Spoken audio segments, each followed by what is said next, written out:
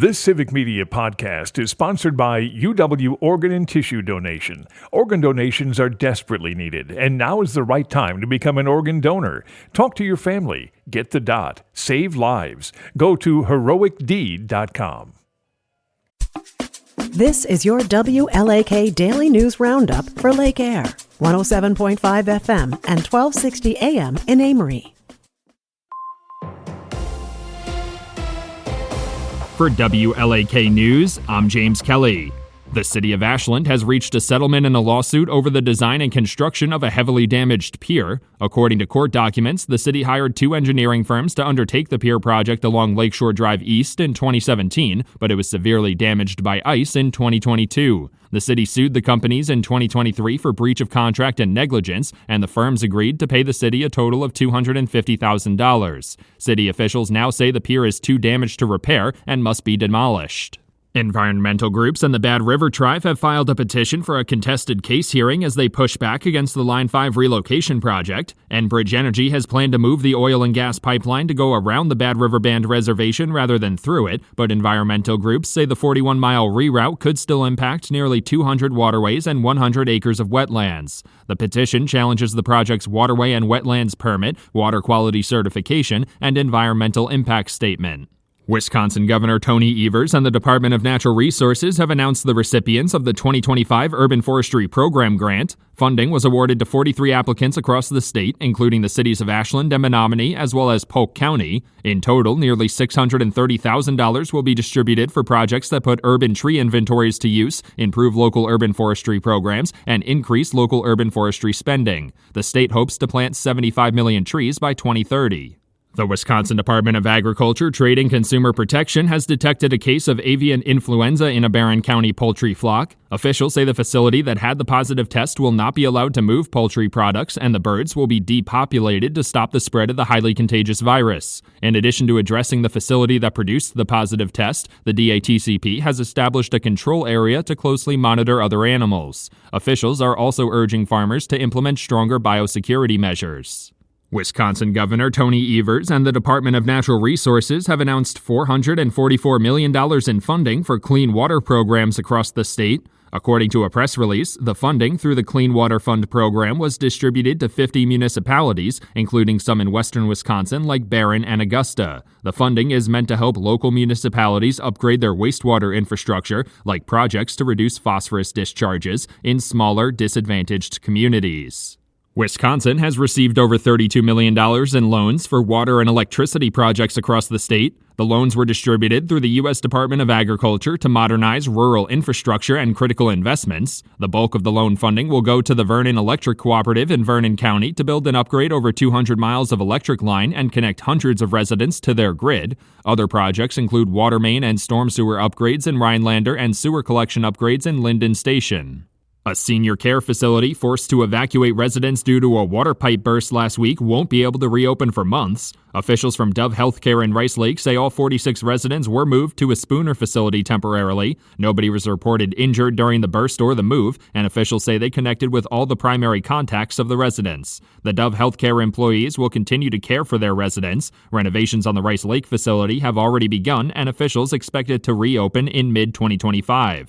The Duluth Entertainment Convention Center could regain management of Bayfront Festival Park next week. For the last year, the site has been operated by Winterfell Management on a one-year agreement. Mayor Roger Reinhardt says that company was chosen because there was not enough time to put out a request for proposals during his transition into office. The City Council will consider signing off on the change at Monday's meeting. A request for proposal put out by city staff in October led to the selection of the DECC. The Wisconsin Department of Natural Resources is looking for organizations willing to host clinics for Winter Free Fishing Weekend. The yearly event will be held on January 18th and 19th, allowing anybody to fish most of the waters in the state without a fishing license or stamp for trout and salmon. The hope is more residents will take advantage of the free fishing weekend and decide to get a license and stamps in the future. The application materials to host a clinic can be found online and must be submitted to the DNR by January 8th. A report from the Wisconsin Department of Public Instruction found that students in the state are struggling in standardized testing, specifically in math. The report found that less than half of public school students scored as proficient in math during the 2023-2024 school year, and school choice program students had a math proficiency rate of about 28%. Education officials cited the COVID-19 pandemic as one of the major reasons for the declining test scores, forcing students to learn virtually to prevent the spread of the virus. For WLAK News, I'm James Kelly. It's tournament time for the Badgers. Hi, I'm Mike Clemens with sports. Women's college basketball. The Wisconsin Badgers in the Sweet 16, taking on Texas A&M tonight in Lincoln, Nebraska. This is the 12th year in a row the Badgers women's team has reached the regionals. Wisconsin head coach Kelly Sheffield. We don't take this time for granted at all. I think any time that you're amongst one of the top 16 teams and playing in the second weekend is very special. It's hard to do. We're happy to be here and we're excited to play. We're excited to get after and get this weekend started. Marquette plays number 2 ranked Penn State in Pennsylvania. NBA, the Bucks and the Hawks tomorrow in Vegas for the NBA Cup semifinals. Game time 3:30. NFL, Packers and Seahawks Sunday night in Seattle. Bo Melton was with the Seahawks and talked about the screaming fans at Lumen Field. It'd be shaking, it'd be rocking in there for sure. Definitely a loud crowd. They love the Seahawks. Great atmosphere for sure to play in. That's Packers wide receiver Bo Melton. With sports, I'm Mike Clemens.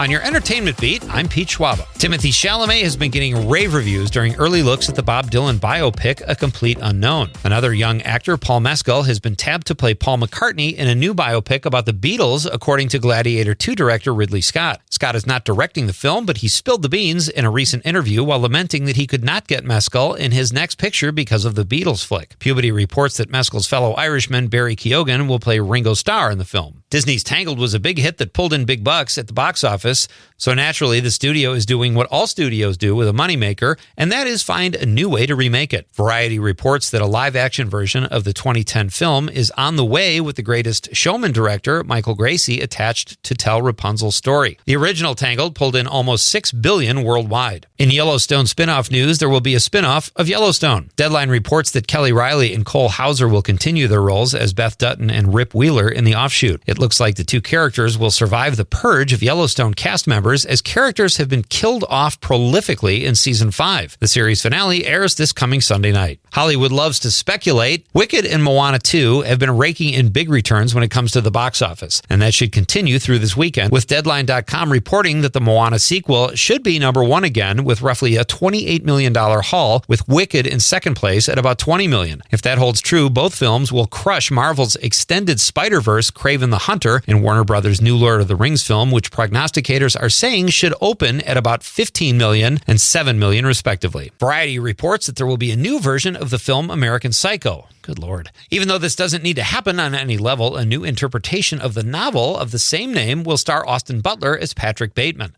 The red-hot Luca Guadagnino will direct the film. Guadagnino's 2 most recent efforts are Queer, starring Daniel Craig, and Challengers, starring Zendaya. Both films were nominated for Golden Globes. And things a really talented and incredibly famous guy says that nobody cares about news. The great Elton John says making marijuana legal in Canada and the U.S. is one of the greatest mistakes of all time. Exaggerate much? John was recently named Time Magazine's Icon of the Year and told Time Magazine that as a recovering addict, he believes marijuana is addictive. I'm not saying when he wrote Tiny Dancer, Rocket Man, or Benny and the Jets that he was high, but he might have been high. For more showbiz fun, tune in to Nightlight with me, Pete Schwaba, weeknights from 6 to 8 p.m. on the Civic Media Radio Network. It is going to be partly cloudy today with a high in the upper teens this afternoon. Tonight, keeping an eye on a system that'll bring some freezing rain and snow after midnight. It'll be light, but it will make roads slick late tonight through tomorrow morning. Tomorrow, some freezing rain, and snow with highs in the 30s. I'm meteorologist Sean Cable. Currently, it's 5 below.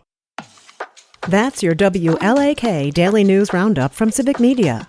Subscribe to this podcast on Spotify, Apple, or wherever you find your podcasts. Find more news at lakeair.radio. The national news cycle never stops, but it can be hard to find news about your local community. Civic Media is dedicated to providing quality local and state news coverage across Wisconsin. With the Civic Media app, you can get notifications about local stories that matter to you and your community. Find the free Civic Media app in your phone's app store and choose notifications from the menu to tell us what kind of news you want to hear about.